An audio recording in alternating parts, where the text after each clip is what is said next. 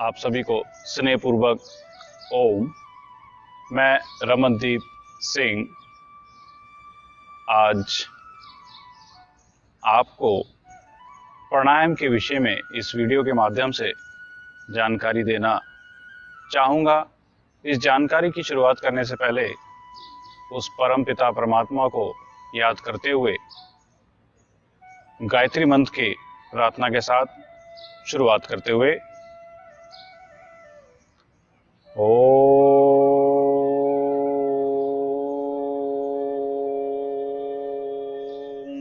भूर्भुवः स्वः तस्य वितुर्वरेण्यं भर्गो देवस्य धीमहि धियो यो नः प्रचोदयात्।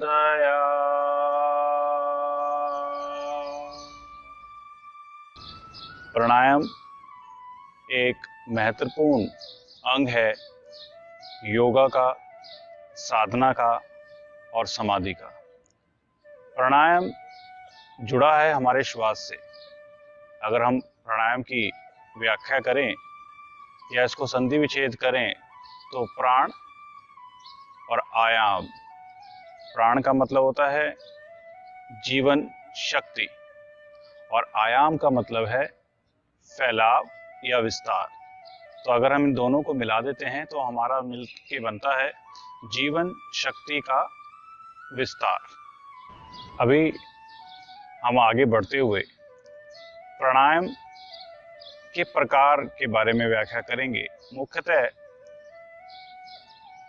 अगर हम पतंजलि योग सूत्र, ग्रंथ संहिता, हठ प्रदीपिका या शिव साहित्य की पुस्तक के बारे में बात करें, ये वह पुस्तकें हैं जिसमें योग का वखान किया गया है, योग के बारे में बताया गया है। अगर हम इन पुस्तकों की बात करें, सब में प्राणायाम की करने की विधि और प्राणायाम के प्रकारों की अलग अलग चर्चा की गई है।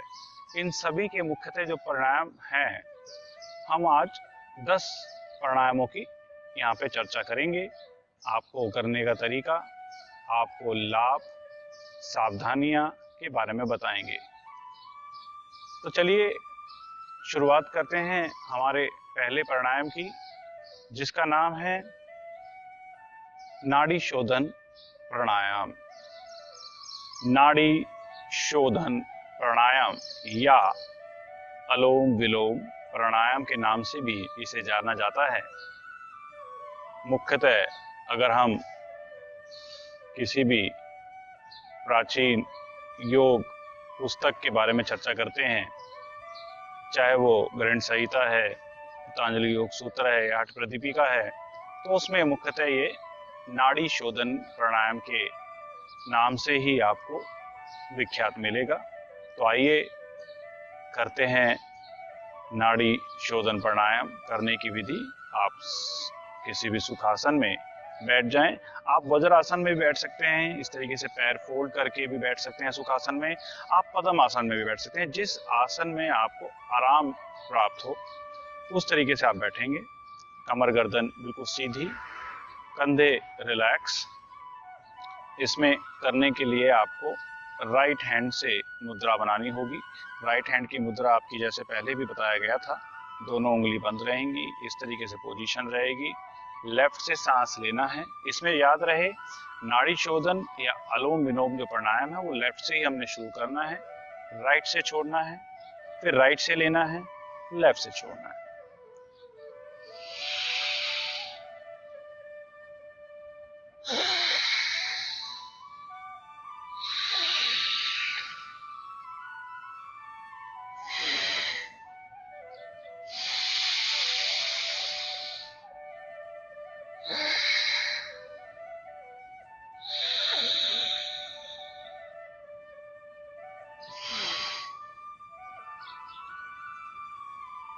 नाड़ी शोधन प्राणायाम के लाभ की चर्चा करते हुए मैं आपको बताना चाहूंगा, ये एक ऐसा प्राणायाम है जो हमारे शरीर की 72,000 नाड़ियों को शोधन करती है। शोधन का हम अगर तात्पर्य निकालें तो वहां तक खून का प्रसार करती है। शोधन का ये सफाई से हमारा तात्पर्य नहीं है।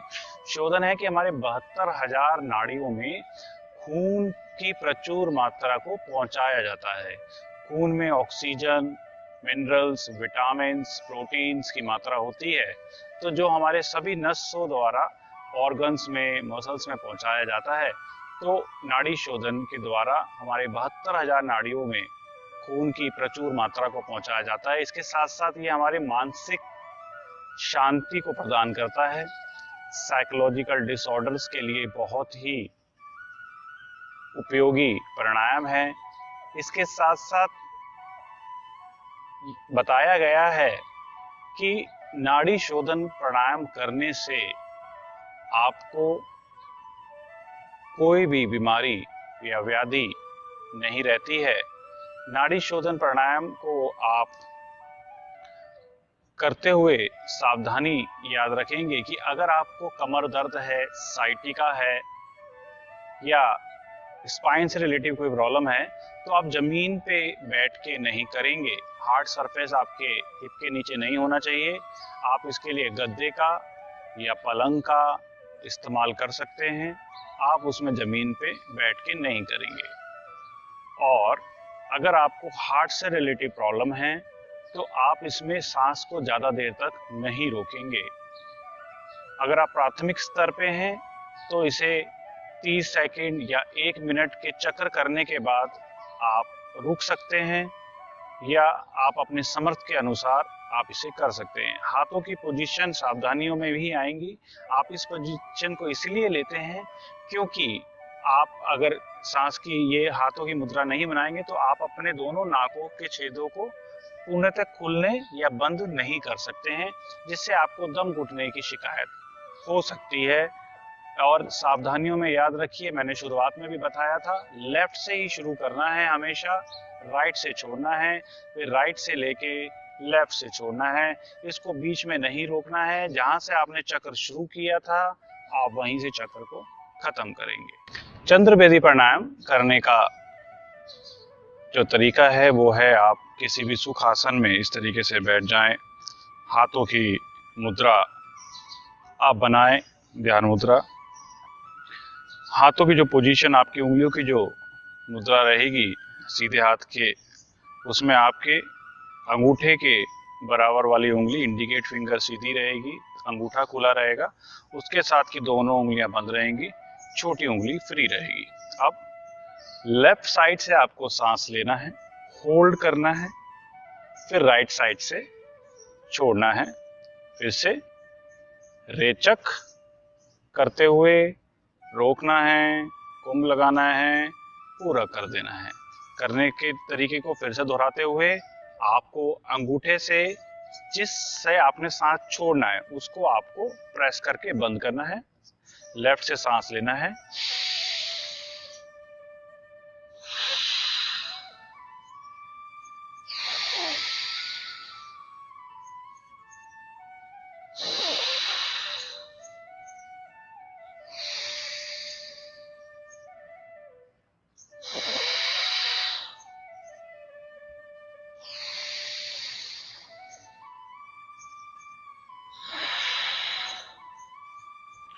चंद्र बेदी प्राणायाम के लाभ के बारे में अगर चर्चा करें, तो चंद्र बेदी प्राणायाम मुख्यतः ग्रीष्म ऋतु, गर्मियों में किए जाने वाला प्राणायाम है।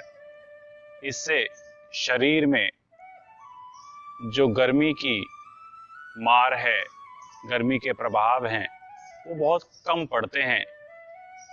अतः जो ब्लड सर्कुलेशन है हमारा, वो हाई नहीं रह पाता, सामान्य हो जाता है। तो ये हाई ब्लड प्रेशर वालों के लिए बहुत ही अच्छा एक प्राणायाम है।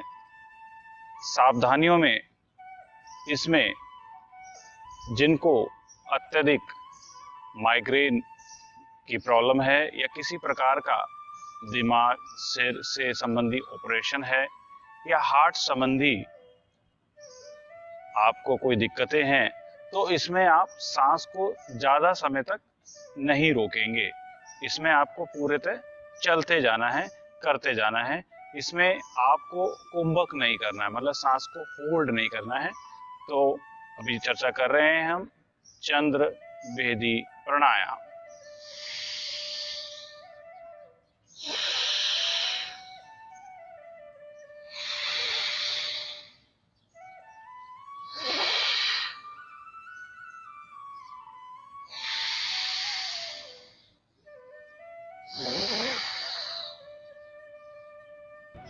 अगला प्राणायाम सूर्य भेदी प्राणायाम।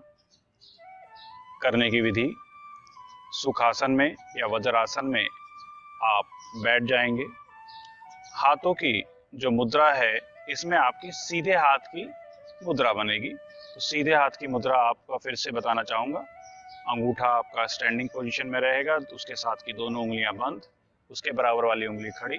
आप अपने कोहनी को, कई लोगों का फ्रोजन शोल्डर से रिलेटेड प्रॉब्लम होती है या ज़्यादा देर तक कोहनी को उठा के नहीं रख पाते हैं, अभ्यास नहीं होता है, तो आप इस तरीके से दूसरी हाथ की हथेली से अपनी कोहनी को सपोर्ट भी दे सकते हैं।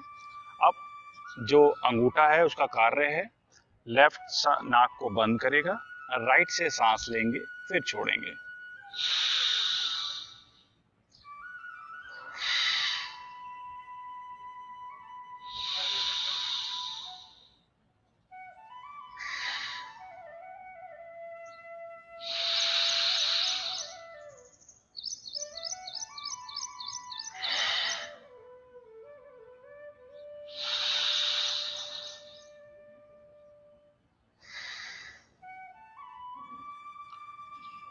सूर्य भेदी प्राणायाम के अगर लाभों की चर्चा करें तो ये मुख्यतः सर्दियों में किए जाने वाला प्राणायाम है। इसको ज़्यादा गर्मियों में नहीं किया जाता है, क्योंकि हमारी जो सूर्य नाड़ी है या लेफ्ट जो हमारा क्षेत्र है, इससे हम गर्म सांस को खींचते हैं और ठंडी सांस जो हमारी वो नाक द्वारा, चंद्र नासिका द्वारा बाहर आती है।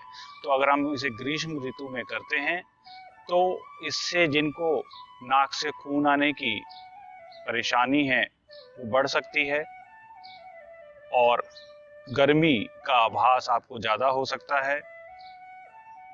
इसके साथ साथ लाभ में एक मैं बात और आपको बताना चाहूँगा कि जिन लोगों का ब्लड सर्कुलेशन लो रहता है, लो बीपी की प्रॉब्लम रहती है, वो भी इस प्राणायाम को करके लाभ उठा सकते हैं।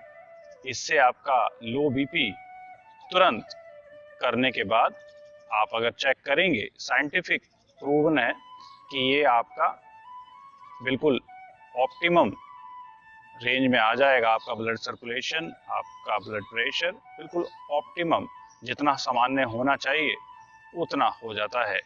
सूर्य भेदी प्राणायाम।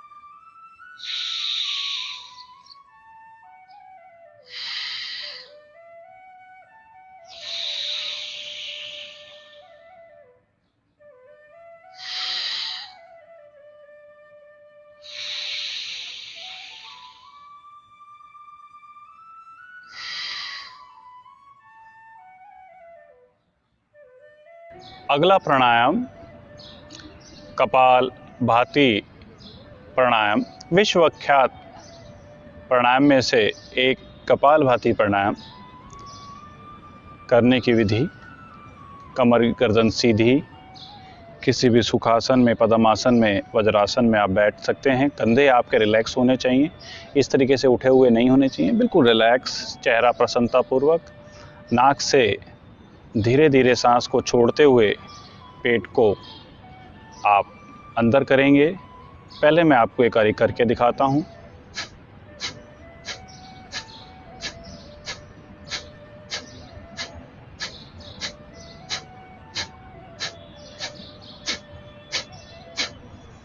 ये है कपालभाति। इसमें जो शुरुआती साधक हैं या बिगनर्स अगर हम कहते हैं, तो वो ये गलती करते हैं कि उनको मालूम नहीं पड़ता है कि वो सांस छोड़ रहे हैं तो पेट अंदर जा रहा है या नहीं जा रहा है। तो उसके लिए मैं हल्की सी आपको टिप्स देना चाहूँगा, आप ध्यानपूर्वक देखें। बिगनर्स इसको देखने, चेक करने के लिए कि आप ठीक कर रहे हैं या नहीं, तो उसमें क्या करना है आपको, लेफ्ट हैंड आपके पेट पे रहेगा, राइट हैंड आपके नाक के नीचे रहेगा। तो आपको कैसे करना है, तो इसमें जब आपकी सांस यहाँ टच होगी तो आपका ये वाला हाथ अंदर जाना चाहिए। तो ये थी एक छोटी सी टिप्स, दोबारा बता देता हूँ। सांस यहाँ टच होगा, पेट अंदर जाएगा। तो ये भी एक तरीके से आप इसे चेक कर सकते हैं। कपालभाति के लाभ की अगर हम चर्चा करें तो कपाल, चेहरा पूरा, सिर से चेहरा, और भाति हमारा पेट, पेट और सिर और चेहरे से रिलेटिव संपूर्ण व्याधियों का, डिजीज़ का, प्रॉब्लम का एकमात्र अगर हम चर्चा करते हैं उसका उपाय की, तो कपालभाति एक मुख्यतः प्राणायाम में निकल के आता है, जिससे पेट से संबंधी, मस्तिष्क से संबंधी सभी रोगों का निवारण होता है। इसके साथ साथ ये मेटाबॉलिक रेट को भी इम्प्रूव करता है। अगर आपका सब मेटाबॉलिक रेट, जठर अग्नि जिसको हम कहते हैं, जठर अग्नि या मेटाबॉलिक रेट को समान करता है। इसके साथ साथ वात, पित्त, कफ, तीनों दोषों को, तीनों रसायन को समान करता है। सावधानी से बात करेंगे तो सावधानियों में अगर आपको कमर दर्द से रिलेटिव या फिर स्लिप डिस्क से रिलेटिव कोई प्रॉब्लम है तो इसका अभ्यास कम करेंगे, बंद नहीं करेंगे, कम करेंगे। और करते समय आप किसी ऊंचे स्थान पे, गद्दे पर बैठ के कर सकते हैं, आप पलंग पे बैठ के कर सकते हैं, अर्थात आप हार्ड सरफेस पे नहीं करेंगे, थोड़ा सा ऊंचे स्थान पर बैठ के करेंगे। और आपके हिप के नीचे सॉफ्ट कोई भी आसन होना चाहिए, उस तरीके से आप करेंगे। तो कपालभाति प्राणायाम करते हुए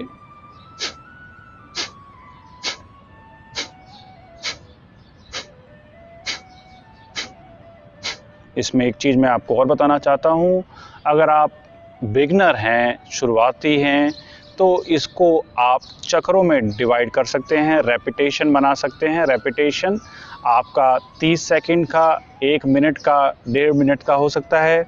उसके बाद आप एक लंबी सांस लेते हैं, छोड़ते हैं। जब आपको लगे कि आप दोबारा कर सकते हैं तो आप इसको पुनः शुरुआत कर सकते हैं। कपालभाति प्राणायाम।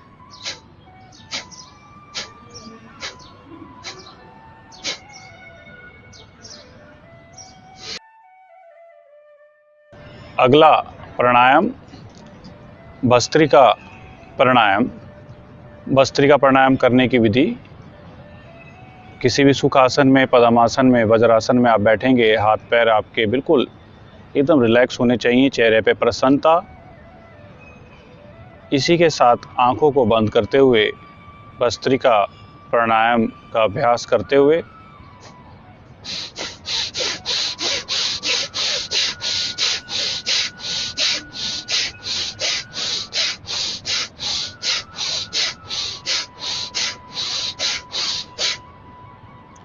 भस्त्रिका प्राणायाम को हम 2 विधि द्वारा आपको बताएंगे। एक विधि जो मैंने अभी आपको बताई, सांस के क्रम को अंदर लेना है, छोड़ना है, अंदर लेना है, छोड़ना है। किस तरीके से, दोबारा देखिए। ये तो एक विधि हुई। दूसरी विधि में आप भस्त्रिका को इस तरीके से कर सकते हैं, हाथ ऊपर लेंगे, नीचे लाने पे मुट्ठी को बंद करके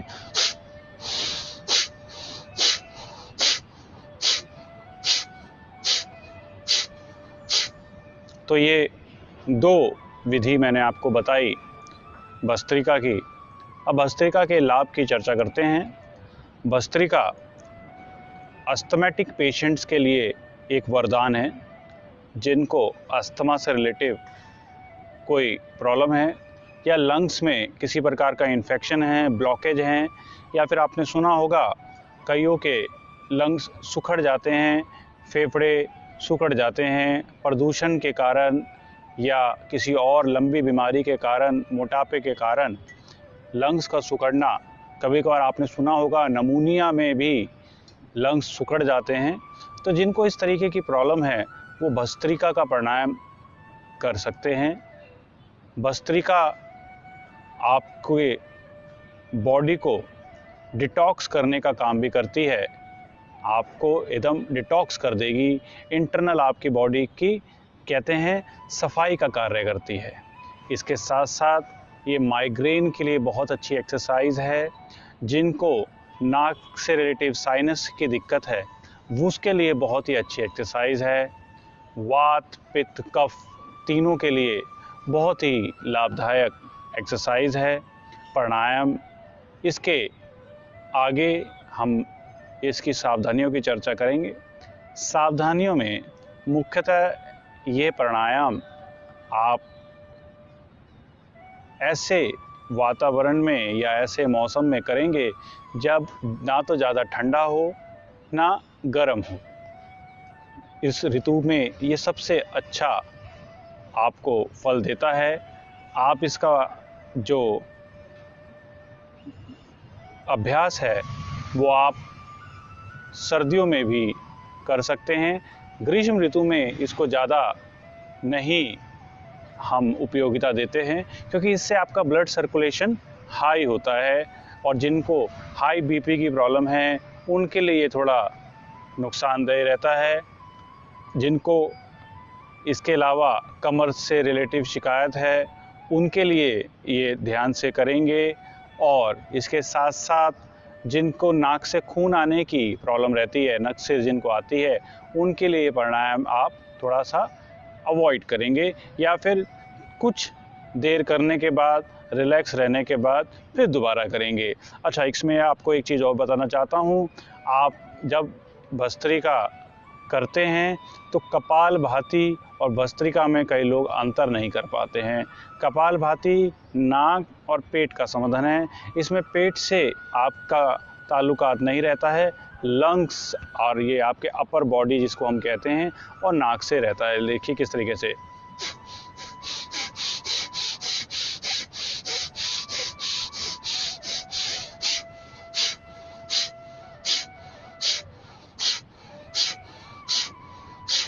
तो मैं आपको अपनी तरफ से अगर सजेस्ट करता हूँ, बताता हूँ, तो आप दूसरी विधि का उपयोग करते हैं।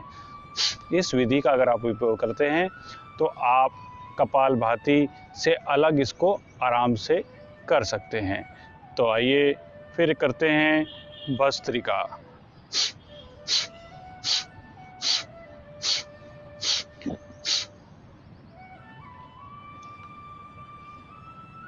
अगला प्राणायाम चंद्र भस्त्रिका प्राणायाम।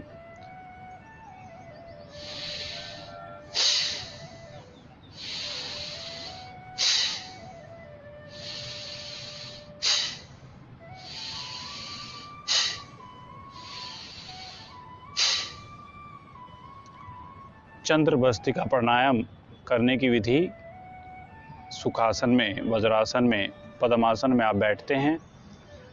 हाथों की जो पोजीशन है वो आपके नाड़ी शोधन या अनुलोम विलोम की क्रिया की तरह ही रहती है। इस तरीके से आप हाथों की पोजीशन बनाएंगे। लेफ्ट नासिका से सांस छोड़ते हैं, राइट से छोड़ते हैं, फिर लेफ्ट से लेते हैं और लेफ्ट से ही छोड़ते हैं। चंद्र भस्त्रिका है, लेफ्ट से लेना है, लेफ्ट से छोड़ना है, लेफ्ट से लेना है, लेफ्ट से छोड़ना है। किस तरीके से, दोबारा देखिए।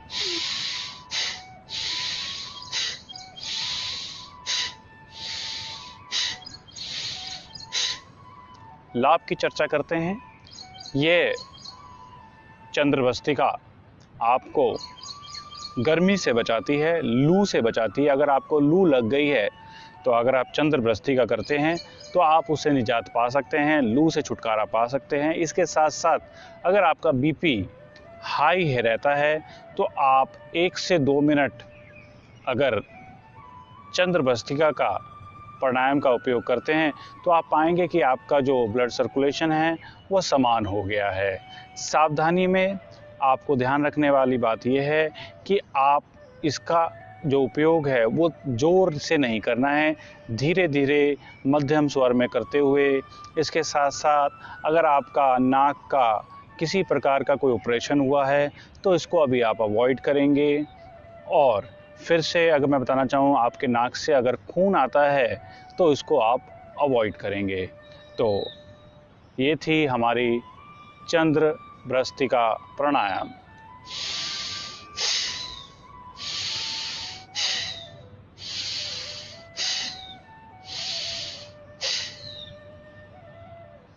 अगला प्राणायाम सूर्य भस्त्रिका प्राणायाम।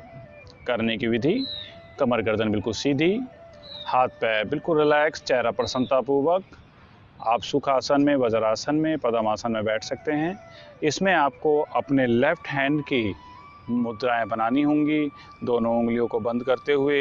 इस तरीके से आपको ये पोजीशन रहनी है। आपको राइट से सांस लेना है, राइट से ही छोड़ना है, राइट से लेना है, राइट से छोड़ना है। किस तरीके से, आप दोबारा देखिए।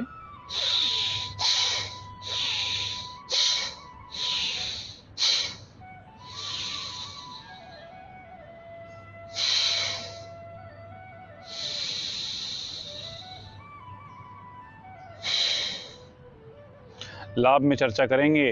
ये प्राणायाम, चंद्र भ्रस्तिका प्राणायाम, आप ठंड में विशेषकर करेंगे तो आपको ठंड नहीं लगेगी, जाड़ा नहीं लगेगा। जिन व्यक्तियों को ज़्यादा ठंड लगती है, हाथ पैर ठंडे रहते हैं, वो इसका उपयोग करेंगे, सूर्य भस्त्रिका का उपयोग करेंगे तो लाभ पा सकते हैं। इसके साथ साथ ये आपके मन की चंचलता को कंट्रोल करता है, और बॉडी में जिनका जो लो बीपी की शिकायत रहती है, लो ब्लड प्रेशर की शिकायत रहती है, उनके लिए ये प्राणायाम बहुत ही लाभदायक है। सावधानियों में ध्यान देने वाली बात यह है कि इसको आप गर्मियों में नहीं करेंगे। इसके साथ साथ आपकी अगर नक्सिर से रिलेटिव कोई प्रॉब्लम है, नाक से खून आता है, तो भी आप इसका उपयोग, इसका अभ्यास नहीं करेंगे। और करते समय शुरुआत में आप थोड़ा सा स्लो करते हुए इसके क्रम को बढ़ा सकते हैं। इसके साथ साथ आप ये शुरुआत में, अगर आप प्राथमिक स्तर पे हैं, शुरुआती दौर में हैं, तो 30 सेकंड से शुरुआत करते हुए 1 मिनट तक जाएंगे। फिर लंबी सांस लेके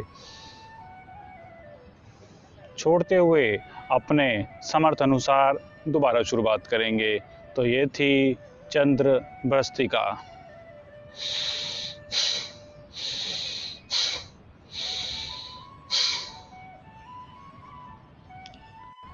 अगला अभ्यास, अगला प्राणायाम की हम चर्चा करेंगे, वो प्राणायाम है भ्रामरी प्राणायाम। भ्रामरी प्राणायाम करने की विधि, कमर गर्दन बिल्कुल सीधी, सुखासन में बैठे हुए आप बिल्कुल ध्यानपूर्वक अवस्था में। इसे करने की 2 विधि हैं। एक विधि की हम चर्चा करेंगे, वो इस तरीके से है।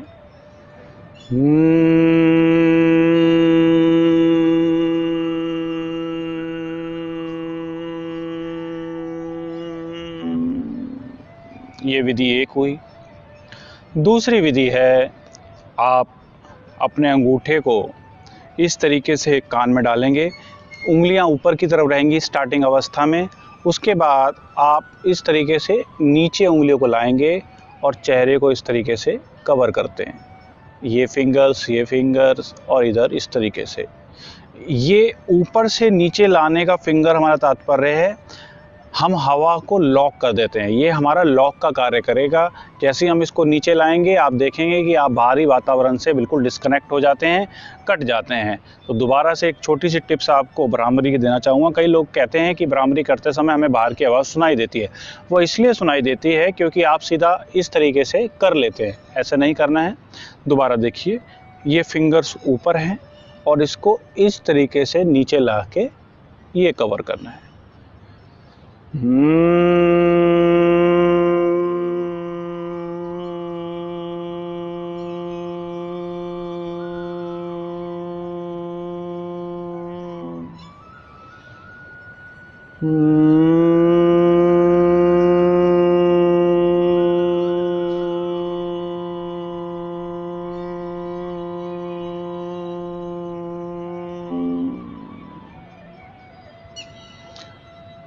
ओम की गंजना या ध्वनि अंदर से जागृत करनी है।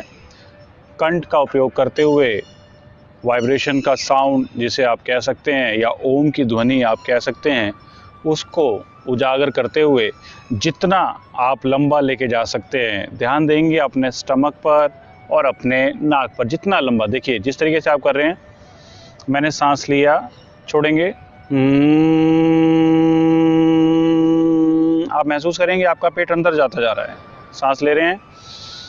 मैं एक वीडियो में आपको सही सांस लेने की जो विधि है कि सही सांस हम कैसे लेते हैं उसके बारे में भी चर्चा करूंगा। मैं आपको बताता हूँ, अगर हम सांस, हमारे देश में या पूरे विश्व में 70% से 75% लोग गलत सांस लेते हैं, जिसके कारण वो बहुत सारी व्याधियों से ग्रसित हो जाते हैं। वो उनका कहना होता है कि हमारा लाइफस्टाइल बिल्कुल सही है, हम व्यायाम भी करते हैं, खाते भी बिल्कुल सही हैं, लेकिन हम बीमारियों से नहीं बच पाते हैं। तो उसका मुख्यतः कारण होता है सांस लेने का तरीका। तो आने वाले कुछ वीडियो में मैं आपको सांस लेने का सही तरीका भी बताऊंगा। तो अभी हम इसका भ्रामरी प्राणायाम के लाभों की चर्चा करेंगे। भ्रामरी प्राणायाम मुख्यतः मानसिक, मस्तिष्क से रिलेटिव शांति प्रदान करता है, मन की चंचलता को कंट्रोल करता है। मन की चंचलता को कंट्रोल करने के लिए मतलब कि आपको बिल्कुल शांत करने के लिए ऐसी कोई मेडिसिन अगर आप देखें मेडिकल लाइन में तो आपको नहीं मिलेगी। वो जितनी भी मेडिसिन मिलेंगी आपको नींद लाने वाली मिलेंगी, जिससे आपको स्लीपिंग डिसऑर्डर भी हो सकते हैं। लेकिन एक भ्रामरी प्राणायाम से आप करते ही आप चेहरे का, आपका जो रंग है, चेहरे का जो आपका भाव है, बिल्कुल निर्मल हो जाता है। आप बिल्कुल शांत हो जाते हैं, आंखें आपकी निर्मल हो जाती हैं। आप पुण्यतः देख भी सकते हैं मेरे चेहरे को, इससे पहले वाले आप अभ्यास में देखेंगे और अभी देखेंगे तो दोनों में आपको फ़र्क मिलेगा। ये आपकी शांति को बरकरार करता है, आपके ब्लड सर्कुलेशन को नॉर्मल करता है। अगर हाई है तो लो, मतलब आपको ऑप्टिमम कर देगा, लो है तो समान स्तर पे लेके आएगा। दोबारा से देखेंगे। इसके साथ साथ ये थायराइड पेशेंट्स के लिए बहुत अच्छा है। उज्जयी प्राणायाम और भ्रामरी प्राणायाम, ये दो ऐसे प्राणायाम हैं जो थायराइड पेशेंट्स के लिए वरदान है। दोनों प्राणायाम थायराइड पेशेंट के लिए वरदान है। इसके साथ साथ इसमें कुछ मात्र सावधानी ये रखनी होती है कि जिनका हार्ट से रिलेटिव किसी प्रकार का भी ऑपरेशन है या कोई छोटा स्टड डला हुआ है तो या ब्लॉकेज की प्रॉब्लम है, तो इसमें आप कुंभक मतलब सांस को रोकेंगे कम, सांस को रोकते कम है, कंटिन्यू आप इसमें करते रहेंगे। करने का तरीका मैं आपको दोबारा बता देता हूँ। भ्रामरी दो तरीके से आप कर सकते हैं। सर्वप्रथम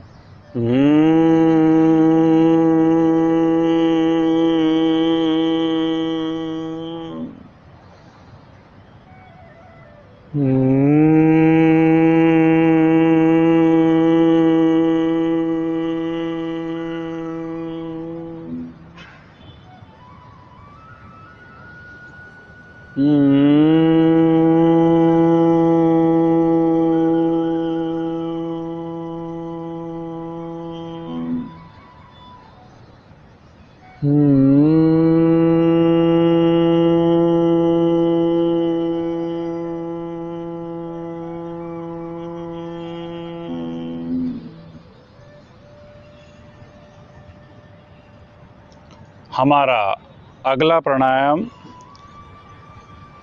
बात करते हैं शीतकारी प्राणायाम। शीतकारी प्राणायाम, कमर गर्दन एकदम सीधी करने की विधि। दांतों को इस तरीके से आपको आपस में मिलाना है और इन दांतों की सहायता से ही आपको सांस को अंदर खींचना है। मतलब ये एक ऐसा प्राणायाम है जिससे आप सांस को मुंह से लेंगे।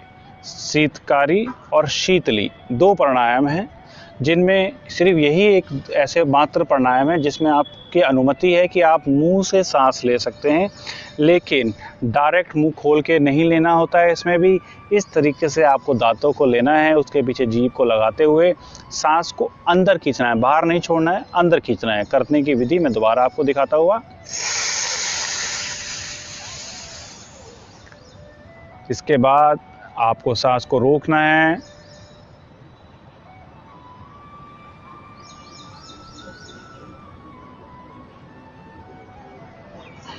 और नाक से धीरे धीरे सांस को छोड़ना है। याद रहे, मैं दोबारा रिपीट करता हूँ, नाक से छोड़ना है, दांतों से दोबारा अंदर को खींचना है, नाक से छोड़ना है। आइए करते हैं शीतकारी प्राणायाम।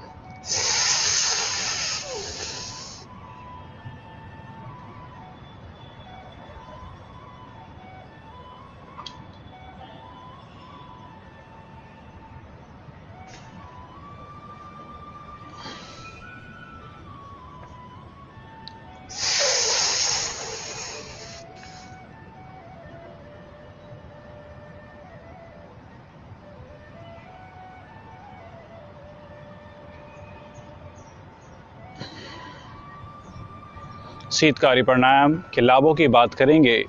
ये ऐसा प्राणायाम है जिसके बारे में बताया गया है कि आपकी सुंदरता को बढ़ाता है। सबसे पहले प्राणायाम की विशेषता को बताएं। ये आपके कायाकल्प की सुंदरता को बढ़ाता है, आपके चेहरे पे, आपके स्किन पे ग्लो लेके आता है। इसके साथ साथ मुंह से रिलेटिव जो आपकी परेशानियां हैं, मुंह से बदबू आना, पायरिया का जम जाना, मसूड़ों का सूज जाना, उससे रिलेटिव ये बहुत ही अच्छी आपका अभ्यास है, प्राणायाम है, जिसके द्वारा आप इन परेशानियों से दूर अपने आप को कर सकते हैं। इसके साथ साथ ये गर्मियों में आपको ठंडक प्रदान करता है।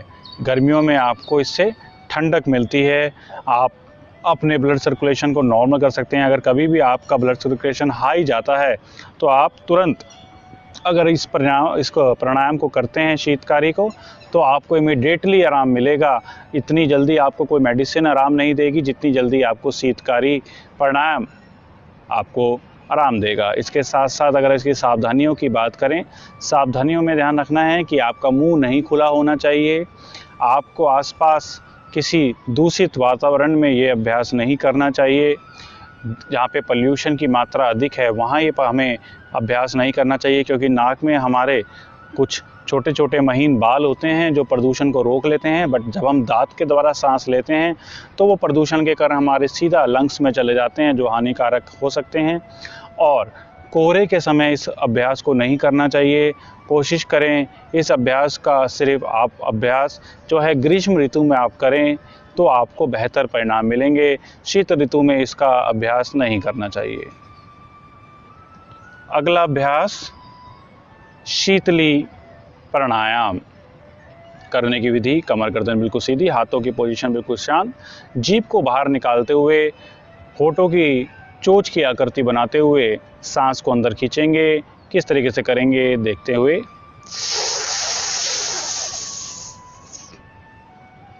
सांस लेने के बाद मुंह को बंद करेंगे, सांस को रोक के रखेंगे यथा समर्थ अनुसार, जितनी देर आप रोक सकते हैं। फिर धीरे धीरे नाक से छोड़ेंगे। एक बार फिर से जीभ को दांतों से आगे निकालना है, होठों की आकृति चोंच के समान रहेगी।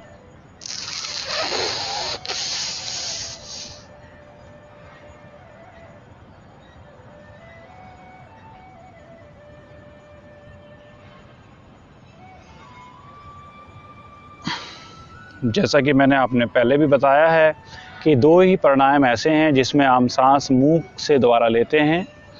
तो इसके लाभ के बारे में हम बात करें, इसका लाभ आपके शरीर को शीतलता प्रदान करता है। इसके अलावा आपकी भूख प्यास को ये कंट्रोल करता है।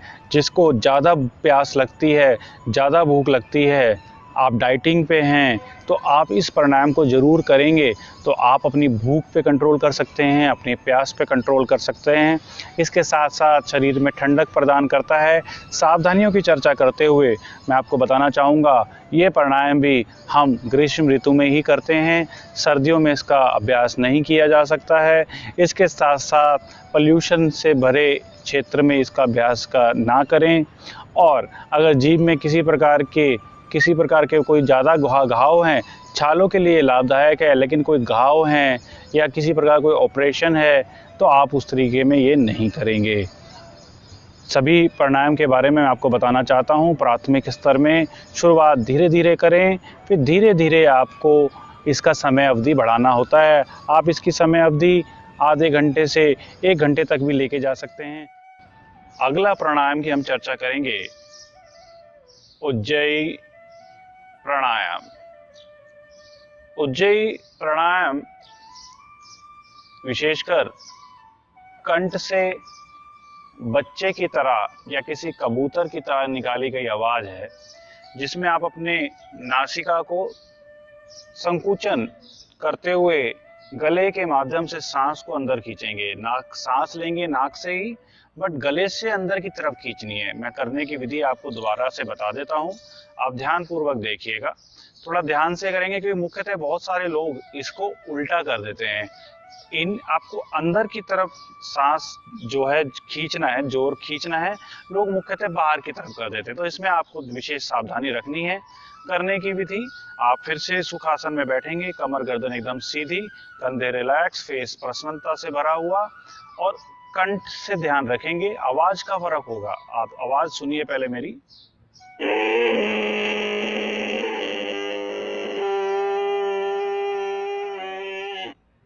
ये है सही आवाज। अगर आप इसे गलत करते हैं तो आवाज आपकी आएगी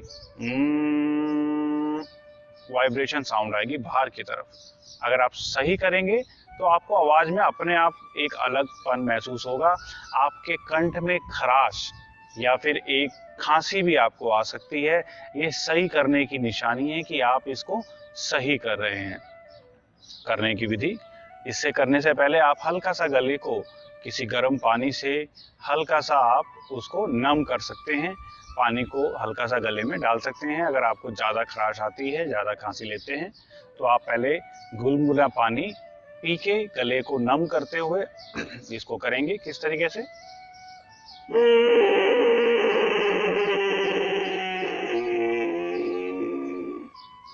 जब आप सांस पूरी ले लें तो आप सांस को रोक के रखेंगे, गर्दन को नीचे कर देंगे, ध्यान बिल्कुल शांत होते हुए। जब आप लगे कि अब इससे ज्यादा आप सांस नहीं रोक सकते हैं तो नाक के द्वारा, याद रहे मुंह से सांस नहीं छोड़नी है, नाक से सांस छोड़नी है, धीरे धीरे एक्सेल करना है। एक्सेल के बारे में मैंने आपको पहले ही बताया है। रेचक, पूरक, कुंभक। रेचक सांस लेना, पूरक सांस छोड़ना, और कुंभक सांस को रोकना। तो आइए करते हैं उज्जयी प्राणायाम।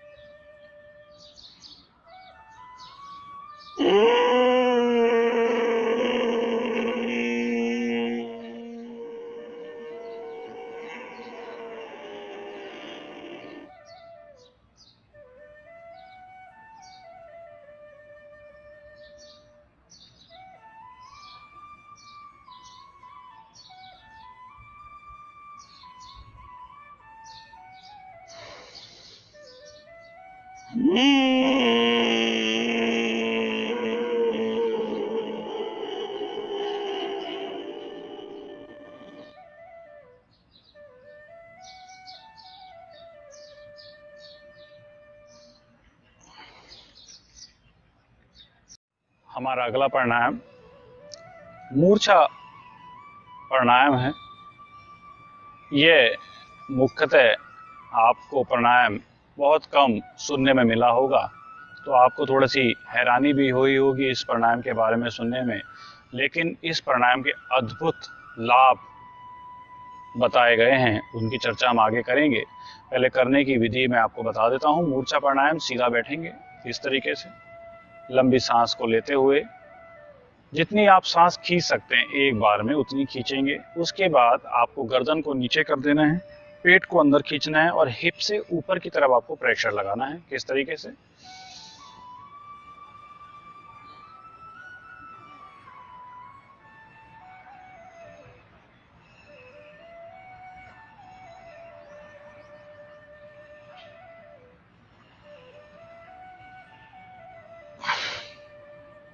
इसमें विशेषकर जो काम है वो जलंधर बंद और उड्डयन बंद को करना है। इसके साथ साथ दोबारा से मैं आपको बताना चाहूंगा, लंबी सांस खींचते हुए लंग्स को ओपन करना है, पूरा आपको ऐसे खोल देना है।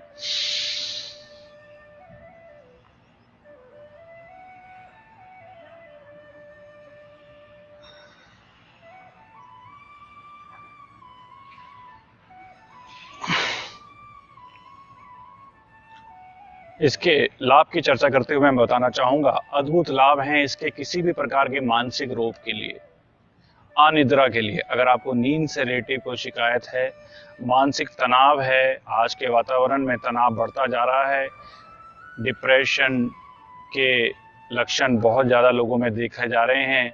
इसके साथ साथ आपको अगर शोर से दिक्कत होती है, किसी एक विशेष आवाज़ से दिक्कत होती है, ये भी एक तरीके का मानसिक डिसऑर्डर हम इसको कह सकते हैं, परेशानी कह सकते हैं।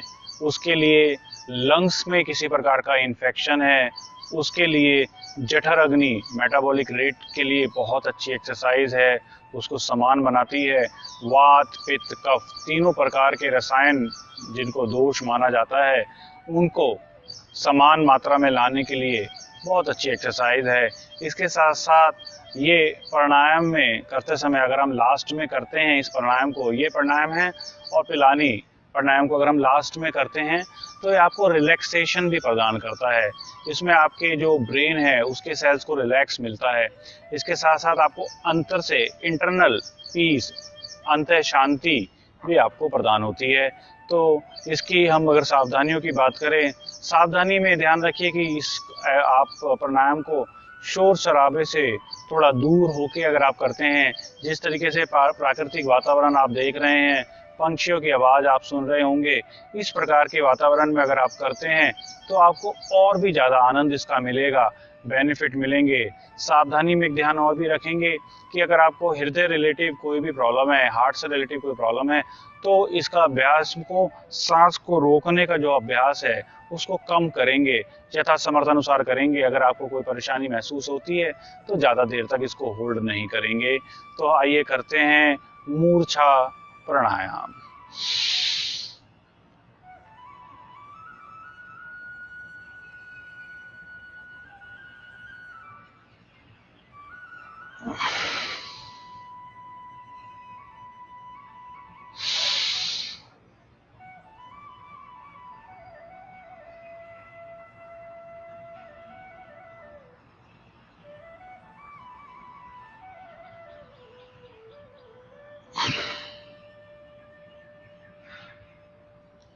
हमारा अगला प्राणायाम है पिलावनी प्राणायाम। यह एक बहुत ही सामान्य प्राणायाम है जिसका हम जो अभ्यास है वो सभी प्राणायामों के अंत में या शुरुआत में करते हैं। शुरुआत भी इसी प्राणायाम से हम कर सकते हैं और अंत भी इसी प्राणायाम से कर सकते हैं। इसको करने की विधि मैं आपको बताना चाहता हूँ। हाथ पैर आपके बिल्कुल रिलैक्स पोजीशन में होंगे, कंधे रिलैक्स रहते हैं, चेहरे का भाव बिल्कुल प्रसन्नता पूर्वक रहेगा। सांस को लेना है, यथा समर्थ अनुसार रोक के रखना है और छोड़ देना है। बहुत ही आसान प्राणायाम, बहुत ही सुखदायी प्राणायाम।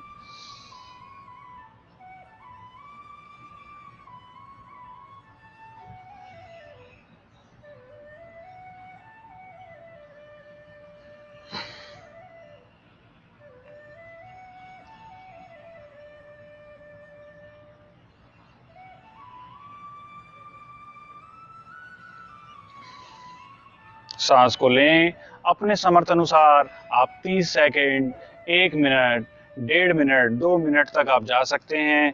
इसके लाभ की अगर हम चर्चा करते हैं तो लाभ में ये प्राणायाम एक तरीके का बाकी प्राणायाम के लिए वार्म अप का काम भी करता है, उनके विषय वस्तु से तैयार करता है।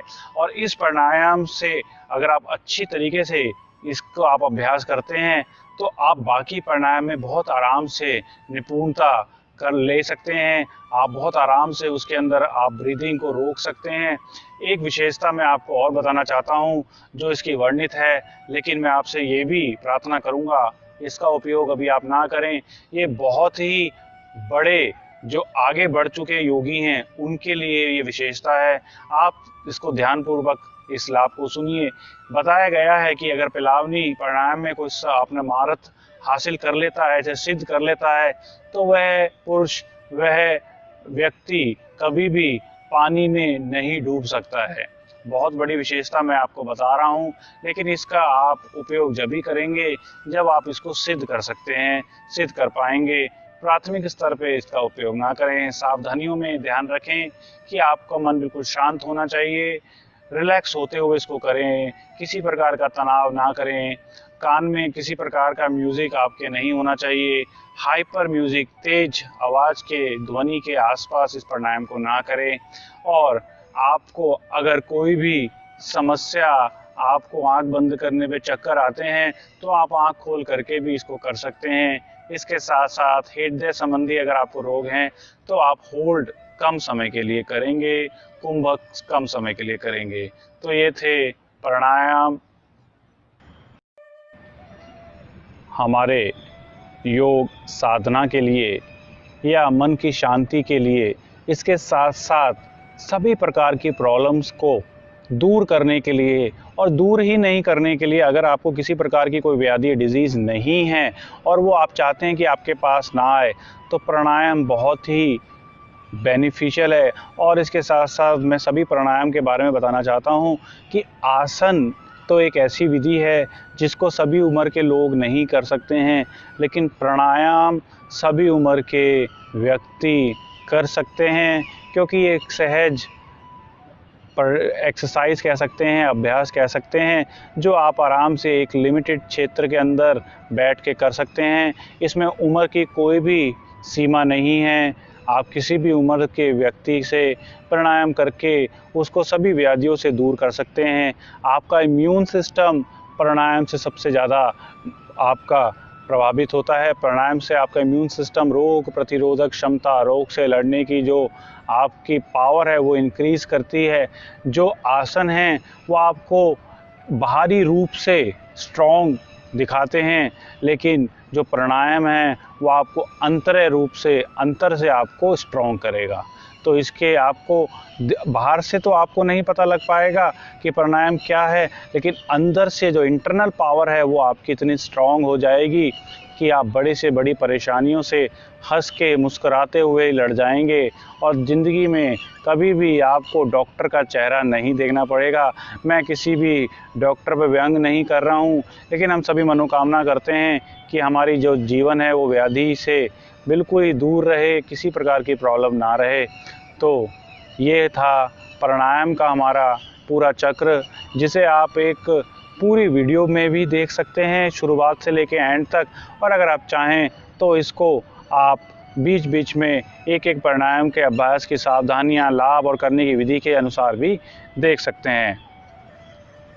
एक ज़रूरी जानकारी मैं आपको देता हूं, जैसे हम शुरुआत में करते हैं प्रार्थना, उसी प्रकार अंत में भी हम प्रार्थना करते हैं, शांति पाठ करते हैं, जिससे हम अपने मन को शांति देते हैं। एक तरीके की अगर हम इसे चर्चा करें तो ये हमारे लिए एक कूल डाउन का कार्य करती है। जितने भी हमने इंटरनल टिश्यूज़, अपने सेल्स को जागृत किया था, उनको फिर से आदेश देती है कि वो शांत हो जाएं। तो करने के लिए हम शांति पाठ करेंगे। शांति पाठ करने की विधि मैं आपको बताना चाहूँगा। आप गायत्री मंत्र, महामृत्युंजय मंत्र का उपयोग कर सकते हैं, या जिस भी मंत्र का आपको जानते हैं उस मंत्र को उच्चार करते हुए लास्ट में शांति शांति शांति का अभ्यास करेंगे। मैं आपको करके दिखाता हूँ। 2 बार गायत्री मंत्र का अभ्यास, 2 बार शांति पाठ, किस तरीके से। ओम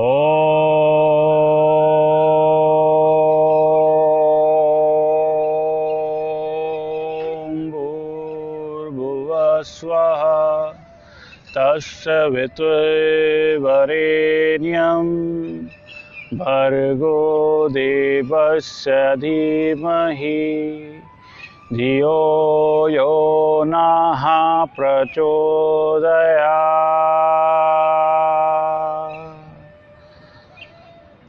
ॐ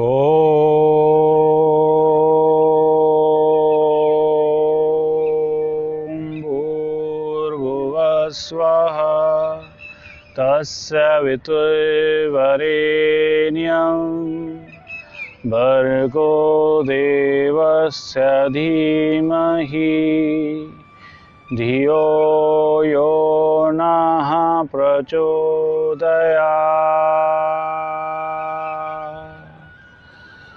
ॐ शान्तिः शांति शांति।